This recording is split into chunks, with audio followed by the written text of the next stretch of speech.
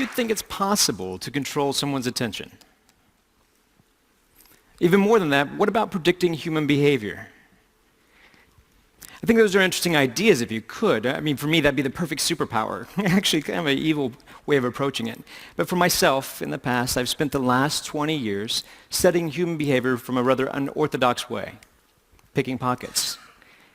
When we think of misdirection, we think of something as looking off to the side when actually it's often the things that are right in front of us that are the hardest things to see, the things that you look at every day that you're blinded to.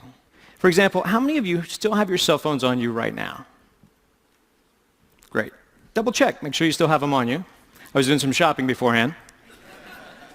Now, you've looked at them probably a few times today, but I'm going to ask you a question about them. Without looking at your cell phone directly yet, can you remember the icon in the bottom right corner? Bring them out, check, and see how accurate you were. How'd you do? Show of hands, did we get it?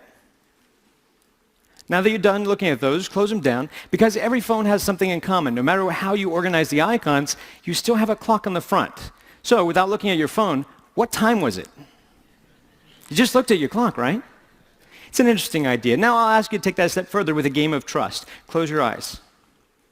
I realize I'm asking you to do that while you just heard there's a pickpocket in the room, but close your eyes. Now, you've been watching me for about 30 seconds. With your eyes closed, what am I wearing? Make your best guess. What color is my shirt? What color is my tie? Now open your eyes. By show of hands, were you right? It's interesting, isn't it? Some of us are a little bit more perceptive than others. It seems that way. But I have a different theory about that model of attention. They have fancy models of attention, Posner's trendy model of attention. For me, I like to think of it very simple, like a surveillance system. It's kind of like you have all these fancy sensories, and inside your brain is a little security guard. For me, I like to call him Frank. So Frank is sitting at a desk. He's got all sorts of cool information in front of him, high-tech equipment. He's got cameras. He's got a little phone that he can pick up, listen to the ears, all these senses, all these perceptions. But attention is what steers your perceptions, is what controls your reality. It's the gateway to the mind. If you don't attend to something, you can't be aware of it. But ironically, you can attend to something without being aware of it.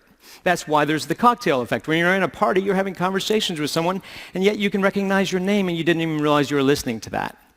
Now, for my job, I have to play with techniques to exploit this, to play with your attention as a limited resource. So if I could control how you spend your attention, if I could maybe steal your attention through a distraction.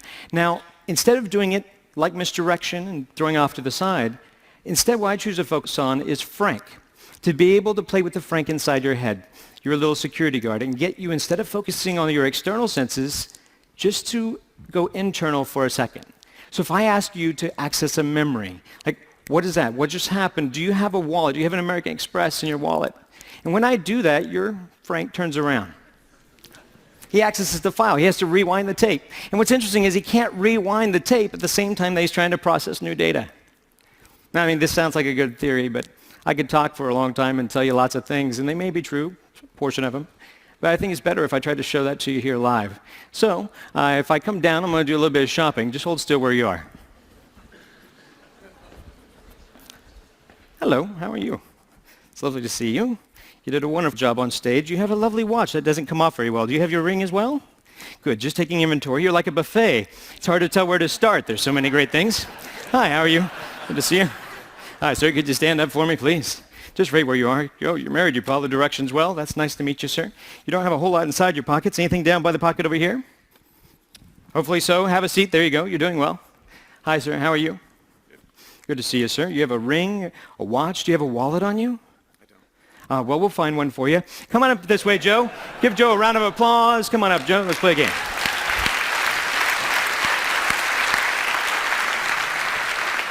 Pardon me. Don't think that you need this clicker anymore. You can have that. Thank you very much. Appreciate that. Come on up to the stage, Joe. Let's play a little game. Now, do you have anything in your front pockets? Money. All right, let's try that. Can you stand right over this way for me? Turn around and let's see. If I give you something that belongs to me, this is just something, a half poker chip. Hold out your hand for me. Watch it kind of close. Now, this is a task for you to focus on. Now, you have your money in your front pocket here. Yep. Good. I'm not going to actually put my hand in your pocket. I'm not ready for that kind of commitment. One time a guy had a hole in his pocket, and that was rather traumatizing. I was looking for his wallet, and he gave me his phone number. It was a big miscommunication. So let's do this simply. Squeeze your hand. Squeeze it tight. Do you feel the poker chip in your hand? I do. Would you be surprised if I could take it out of your hand? Say yes? Very. Good. Open your hand. Thank you very much. I'll cheat if you give me a chance. Make it harder for me. Just use your hand. Grab my wrist, but squeeze. Squeeze firm. Did you see it go? No. No, it's not here. Open your hand. See, while we're focused on the hand, it's sitting on your shoulder right now. Go ahead and take it off. Now, let's try that again. Hold your hand out flat. Open it up all the way. Put your hand up a little bit higher, but watch it close there, Joe. See, if I did it slowly, it'd be back on your shoulder. Joe, we're going to keep doing this till you catch it. You're going to get it eventually. I have faith in you. Squeeze firm. Squeeze. You're human. You're not slow. It's back on your shoulder. You were focused on your hand. That's why you were distracted. While you were watching this, I couldn't quite get your watch off. It was difficult. Yet you had something inside your front pocket. Do you remember what it was? Money. Check your pocket. See if it's still there. Is it still there? Oh, that's where it was. Go ahead and put it away. We're just shopping. This trick's more about the timing, really. I'm going to try to push it inside your hand. Put your other hand on top for me, would you? It's amazingly obvious now, isn't it? It looks a lot like the watch I was wearing, doesn't it? That's pretty good. That's pretty good. Oh, thanks. But it's only a start. Let's try it again a little bit differently. Hold your hands together. Put your other hand on top. Now, if you're watching this little token, this obviously has become a little target. It's like a red herring. If we watch this kind of close, it looks like it goes away. It's not back on your shoulder. It falls out of the air, lands right back in the hand. Did you see it go? It's funny. You got a little guy, he's union. He works up there all day. If I did it slowly, if it goes straight away, it lands down by your pocket. I believe, is it in this pocket, sir? No, don't reach in your pocket. That's a different show. Sorry, that's rather strange. They have shots for that. And can I show them what that is? That's rather bizarre. Is this yours, sir? I have no idea how that works. We'll just send that over there. That's great. I need help with this one. Step over this way for me. Now, don't run away. You had something down by your pants pocket. I was checking mine. I couldn't find everything. But I noticed you had something here.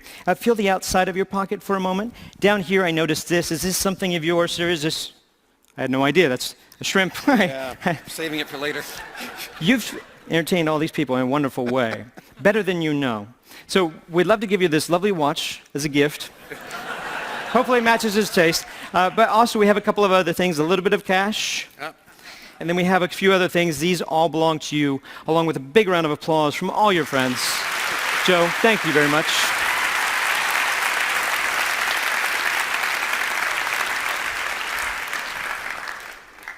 So, same question I asked you before, but this time you don't have to close your eyes. What am I wearing?